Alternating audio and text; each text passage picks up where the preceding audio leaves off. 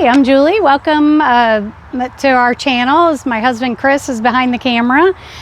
We gardened in southeast Missouri, zone 6B, 7A, and we were just going to give you an end of May tour. Our last tour was April.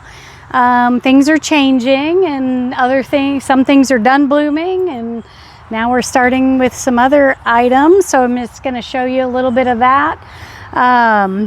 I think we'll just start here. So we're on the back corner of the house.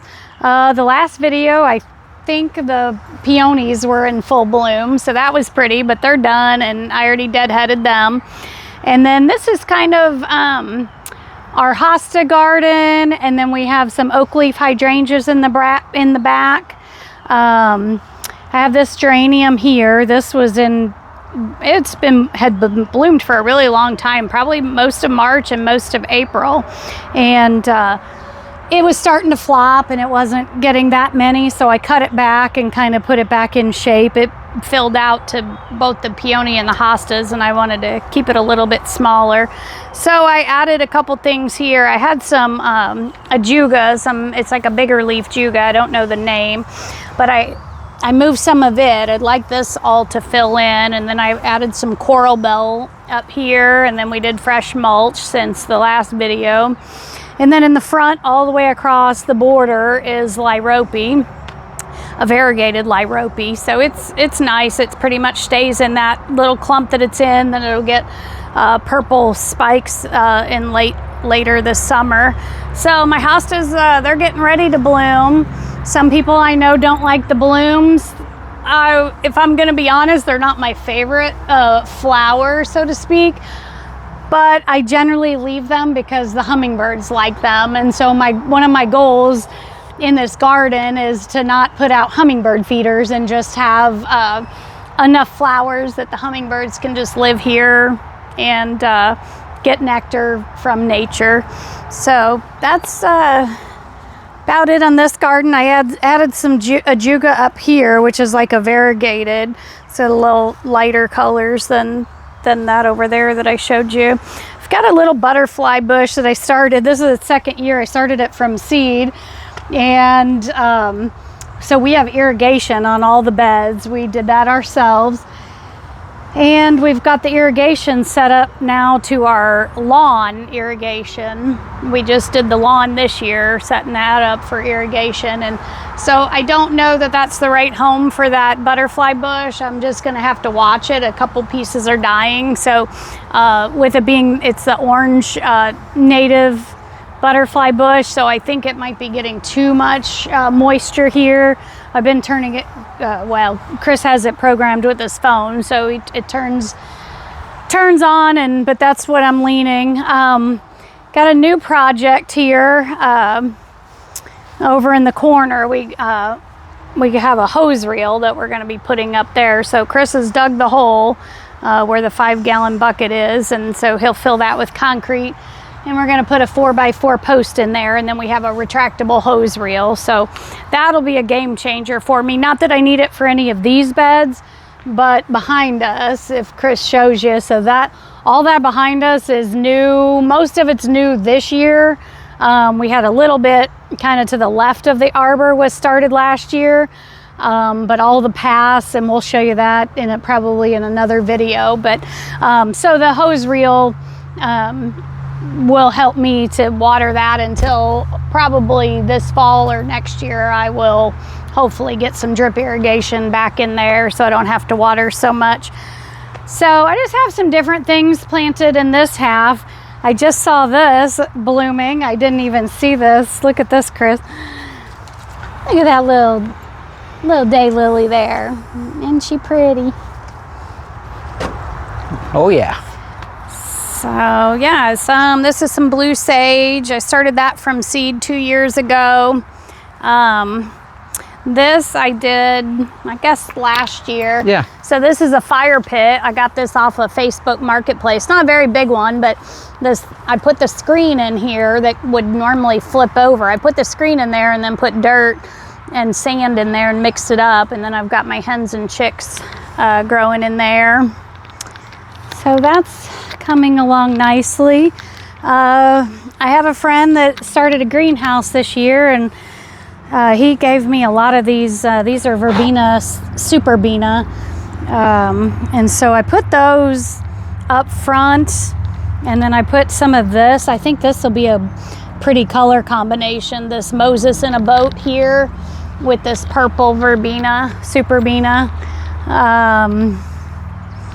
Got some Shasta daisies that'll be blooming soon, and then behind that I have Monardia. It's kind of a raspberry color Monardia. And then what else do we have here? These will be blooming soon. These are Liatris, purple Liatris. This I just bought this year from Buckeyes. It's a dahlia. It's kind of a peachy color, decorative cafe au lait dahlia. So I'm anxious to see what that one does. And I did put another dahlia over here that I also got from Buckeyes. We have a new addition. My friend passed away that was in a garden club with me, and her husband is getting rid of a lot of her things, and she had that fountain at her house, and he said it didn't work, and we had an extra pump, so we tried it and it worked. So we still have to fix the cord on it, but we kind of just set it up just to see before we spent a lot of time getting it all perfect. So up in here I've got some zinnias, just the profusion zinnias. My friend Donna that works at the extension office, she gave me a lot of starts. We helped as the master gardeners, and then at the end of the season she gives us a bunch of flowers, so that was fun. These I started, I think this will be its third. We've been here 3 years now. This was one of the very first beds that I did. So I grew this from seed. This is called blanket flower or Giardia. So it's doing really good. So it's kind of filling out this area. Got some little blue stem back here, some coreopsis, some blue sage. This is like a pinkish purple phlox. So that'll be coming, not quite there yet, but coming soon. Just like this ground cover to fill out here. And then I did my planters this year with elephant ears, another variety of superbena, some Moses in the boats. Again, I kind of like that pink and purple contrast. And then this is just a stone crop, and so I'd like it to kind of come and hang over. So I've got my thriller, my filler, and my spiller there. So yeah, so this is our patio. We've just got some containers on the steps. That white one there, that one is lettuce, and then I put a little piece of sage in there, so that we can just pick and eat off for a little while till it gets a little warmer, and then it won't be good anymore. I put some hens and chicks in my head. Last year I had some of that sedum coming out. I might add that in there again. But this is a geranium that I brought in the house and overwintered last year. So it's not super full, but it's got two more coming. So that'll look nice. And then this is the other side of the back of the house. This tree right here is fun. This is also from my same friend that her husband gave me her fountain. I saw this weeping redbud and thought it was pretty, and one of the guys in our garden club, I said, "You think we can dig that up?" So he helped me dig it up, and I babied it last year, and it came out this year, so I'm super excited for that. Back in the back here I have some crocosmia. I did have a really big clump, and I was gonna move it. It's a red Lucifer crocosmia, and I meant to move it out back, but it did not come up out there, so I don't know what happened. So now I wanted to move it because the hummingbirds like it, and I can't when it's this close to the house. I kind of like to look out the doors and windows and see it, so hopefully. And then behind this red bud, it's really filling in. This is black-eyed Susans, and then there's I did have Monardia back here, but I've pulled a lot of it. It was just getting too lanky for my liking. This is Echinacea. And then I have some thyme here. What else? Lemon balm. A lot of people complain about it. It pretty much has stayed in that clump. So as long as it does, it'll get to stay if it doesn't spread out too crazy. So this is where I kind of left off on mulching. So I've got this done and still need to finish up in here. I just kind of want to change a few things before I get to it. So I have some Live Forevers, and I have a variegated one that I just added to it. And then again, I continued the Lyrope here all the way. Last year in between I had marigolds, but they got they got huge and they were sprawling all over. We lost a lot of our grass. So I decided not to do the marigolds this year in between the Lyrope. So I'm not quite sure what I'm gonna do. I may just leave it like that for this year. This is done blooming, but it was really pretty. This is a native bee balm here, horsetail or horse mint, not horsetail, horse mint. So this one is a volunteer black-eyed Susan. This is a volunteer black-eyed Susan. So eventually these will get dug up. I'll probably move those out to the back of the house. This monstrosity is a native mum. It's like a yellow color. It's really pretty. And I've cut it back once already, so I'll cut it back, because if not, it would get, yeah, it gets really crazy big. And I've already took some out of this year for the garden. We had a garden sale, plant sale with our garden club, and I took it out and planted some and got rid of it, and it's still just as big. And we're not even, it'll bloom in the fall, but it's a monster. And then I had some more liatris over here and a hybrid daylily there. Oh, and I also have a fig tree that's coming back. He pretty much died to the ground, but it's coming back, so that'll be kind of a fun addition there. On the side of the house, so I do have some marigolds that are popping up from last year. I've been trying to pull them, and some I've been relocating to different areas. But back here's some Shasta daisies, which I love. And then the cannas. Cannas are probably not one of my favorite, but I think the reason I keep them is, again, the hummingbirds love them.